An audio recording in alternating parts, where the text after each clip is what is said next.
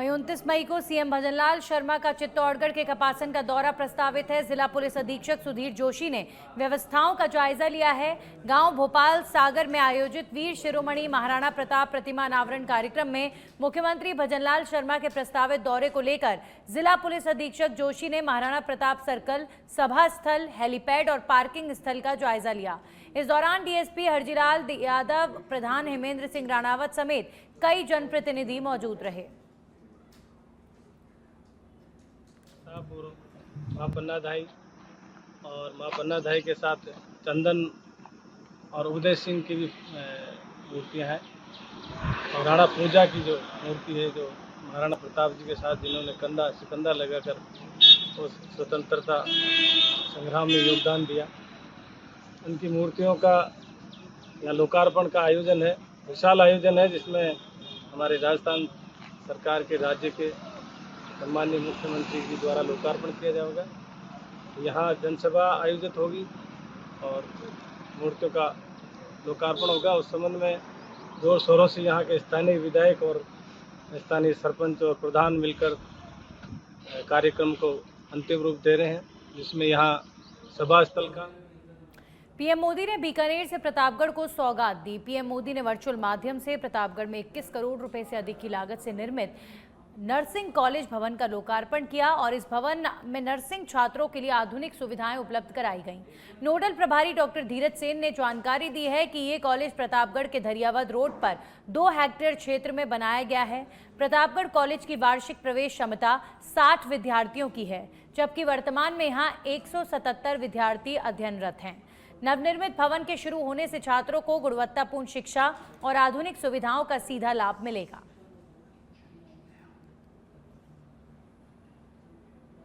प्रधानमंत्री नरेंद्र मोदी ने 18 राज्यों और केंद्र शासित प्रदेशों के 103 रीडेवलप रेलवे स्टेशंस का वर्चुअल उद्घाटन किया है। यह अमृत भारत स्टेशन योजना का हिस्सा है और इसी कड़ी में फतेहपुर रेलवे स्टेशन का लोकार्पण किया गया। लगभग 16 करोड़ की लागत से नवनिर्मित इस रेलवे स्टेशन का विकास आधुनिक सुविधाओं और आकर्षक स्वरूप में किया गया है, जिससे क्षेत्रवासियों को यातायात के क्षेत्र में बड़ी सुविधा प्राप्त होगी। फतेहपुर के कार्यक्रम में जयपुर रेलवे मंडल के एडीआरएम गौरव गौड़ समेत अनेक अधिकारी और जनप्रतिनिधि मौजूद रहे। ये अमृत योजना के अंतर्गत हमारे शेखावटी फतेहपुर के रेलवे स्टेशन के लिए करीब 16 करोड़ रुपए मंजूर हुए। पहले इसका शिलान्यास हुआ था, आज मोदी जी ने इसका उद्घाटन किया है। यहाँ बीकानेर नरेंद्र मोदी जी आज पधारे हैं और सैनिकों का मान सम्मान किया गया है। और यहाँ ये जो मेरे कार्यकाल में सांसद था, यहाँ फतेहपुर के पहले चरण में 3 चरण बनाए गए थे देश में, जिसमें पहले चरण में ये 16 करोड़ रुपये मिले। उस पहले चरण में लगभग जंक्शन और डिस्ट्रिक्ट के लिए गए थे, लेकिन हमने झुंझुनू से पूर्व फतेहपुर शेखावटी को पहले लेकर के झुंझुनू को किया, इसलिए फतेहपुर उसमें शामिल हो गया। शर्मा जी कह रहे थे, हमने सुना है कि शाम को जब रात्रि और रेलवे स्टेशन से जगमा पहुँचने। नमस्कार। फतेहपुर स्टेशन का आज उद्घाटन किया गया है और ये भारत के अंदर अमृत भारत योजना के तहत जो स्टेशन डेवलप किए जा रहे हैं, उनमें प्रथम चरण में आज जो 103 स्टेशनों का उद्घाटन किया गया है, फतेहपुर शेखावटी उन स्टेशनों में से एक है।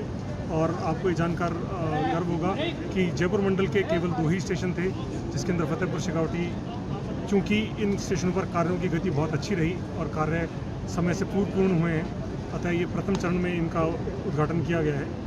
और आप सबके माध्यम से मैं सभी फतेहपुर वासियों को धन्यवाद देना चाहूँगा और ये कहना चाहूँगा कि स्टेशन पे जो सुविधाएं बनी हैं वो आप सब लोगों के उपयोग के लिए हैं, उन्हें उपयोग करें और साथ के साथ स्टेशन पर सफाई, अनुशासन, व्यवस्था, इन सब चीज़ों को बनाए रखने के अंदर भी अपना सहयोग प्रदान करें, क्योंकि स्टेशन जो है।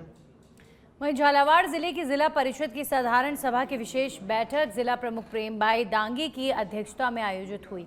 बैठक में प्रधानमंत्री ग्राम सड़क योजना चतुर्थ चरण के अंतर्गत जिले में 6 नई सड़कों के निर्माण प्रस्तावों को सर्वसम्मति से अनुमोदन मिला। अभियंता हुकुमचंद मीणा ने बताया कि योजना के तहत जनसंख्या 250 या उससे अधिक वाली ढाणियों को पक्की सड़कों से जोड़ने संबंधी प्रस्ताव सदन के समक्ष रखे गए।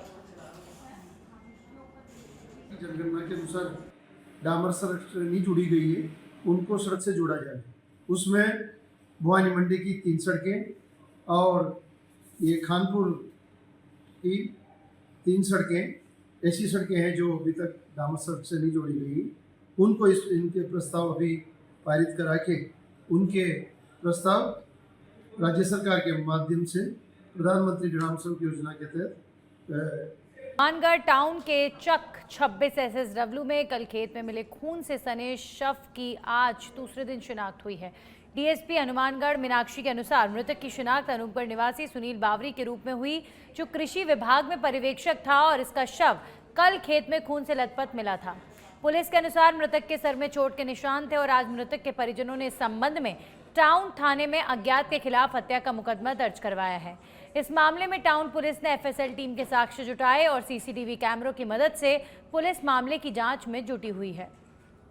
21 तारीख को सुबह अर्ली मॉर्निंग थाने पे इंफॉर्मेशन मिली थी कि किशनपुरा जो रोड है 26 SSW वहाँ पे किसी एक व्यक्ति की लगभग एज 30 से 35 ईयर्स की होगी, तो उसकी बॉडी पड़ी है किसी पर्टिकुलर खाड़े के अंदर। तो वहाँ पे एसएचओ टाउन मौके पे पहुंचे, एफएसएल टीम को बुलाया तो बॉडी की शिनाख्त नहीं हो पाई। आस पड़ोसियों से भी पूछा तो बॉडी की शिनाख्त की नहीं हो पाई, तो शव को पोस्टमार्टम के लिए मोर्चरी भिजवाया गया और वहाँ के मौजूद जो सरपंच साहब है उनसे एक मर्ग रिपोर्ट ली गई और आज उसके संबंध में मुस्तहरी जारी करवाई गई।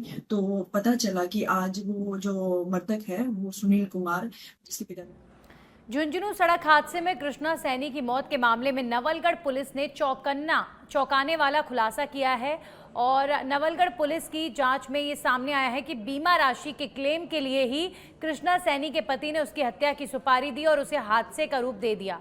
नवलगढ़ पुलिस ने हत्याकांड को अंजाम देने के 5 आरोपियों को गिरफ्तार कर लिया है। नवलगढ़ डीएसपी राजवीर सिंह ने बताया कि कृष्णा सैनी के पति सहीराम ने 10 लाख रुपए की बीमा राशि पाने के लिए अपनी ही पत्नी की बेरहमी से हत्या कर दी। दिनांक 13/5/2025 की एक घटना है जिसमें रात्रि में 12:30-1 बजे के करीब उन्होंने बताया कि मृतका के पति ने कि मेरा एक्सीडेंट हो गया और 108 को भी उसने मौके पे बुलाया और उसके बाद ये हॉस्पिटल लेके आया उसको और उसने बताया किसी अज्ञात वाहन ने उसको टक्कर मार दी और मैं बेहोश हो गया। ये उसके बाद में खुद के भी उसके बताया कि मेरे भी कोहनी पर गड़बड़ लगी हुई है और इस तरह उसने दुर्घटना का एक मुकदमा दर्ज करवाया। कोटपुतली के बानसूर नगर पालिका क्षेत्र के वार्ड संख्या 23 में लगातार 20 दिनों से पेयजल आपूर्ति बाधित होने से क्षेत्रवासियों में काफी गुस्सा देखा जा रहा है। गर्मी तेज होते हालात और भी बिगड़ गए हैं। पेयजल की समस्या से परेशान महिलाओं ने जलदाय विभाग के खिलाफ मोर्चा खोल दिया है। गुस्साई महिलाओं ने जलदाय विभाग कार्यालय के बाहर जोरदार विरोध प्रदर्शन किया। हाथों में मटके लेकर पहले नारेबाजी की और फिर गुस्से में मटके फोड़कर अपना आक्रोश जताया। प्रदर्शन कर रही महिलाओं ने आरोप लगाया कि पिछले कई दिनों से पानी की एक बूंद भी नसीब नहीं हुई है। वहीं स्थिति की गंभीरता को देखते हुए जलदाय विभाग के कनिष्ठ अभियंता विजय कुमार मौके पर पहुंचे और वहां मौजूद महिलाओं ने उन्हें भी खरी खोटी सुनाई और अधिकारियों की लापरवाही पर सवाल खड़े किए हैं। दिन से मेरे पास ये आज तो ऑफिस में आई है और सुबह एक फ़ोन आया था। इससे पहले मेरे पास ना तो कोई फ़ोन आया ना कोई शिकायत आई। इससे पहले ऑफिस में सिंगल आदमी ना के भी शिकायत नहीं करी। ये पहली बार इकट्ठे हो गए। हाँ, पिछली गर्मी में शिकायत आई थी तो हमने समाधान कर दिया था, उससे पानी मिल गया था इनको। तो अब जैसे भी अब क्या है, जैसे गर्मी के मौसम में ट्यूबवेल में पानी भी कम हो जाता है थोड़ा, तो उसको भी हम देखेंगे और जो भी इनका समाधान होगा इनको पेयजल उपलब्ध कराएंगे हम जल्दी। 15-20 दिन हो गए बिल्कुल भी पानी नहीं आ रहा है। क्या कह रहा है प्रशासन, क्या कह रहा है? प्रशासन ये बोल रहा है पानी तो खोलते हैं, आपकी क्यों नहीं आता? जैसे 10 घरों में आता है और ऊपर की साइड किसी के पानी नहीं पहुंच रहा है, सब परेशान है। चाहे तो आप कुछ भी समाधान करो, चाहे उसमें वाल वगैरह लगाओ, कुछ भी लगाओ, लेकिन हमारे पानी हर गर्मियों में यही समस्या। सुबह 3 बजे से लेडीज उठ के भागती है, नहीं सो पाती है, कुछ नहीं कर पाती है, बस पानी के चक्कर में। अब पानी भी कर कुछ भी काम नहीं होता है। आदमियों को तो टेंशन नहीं है, लेकिन लोगों को रहती है सब।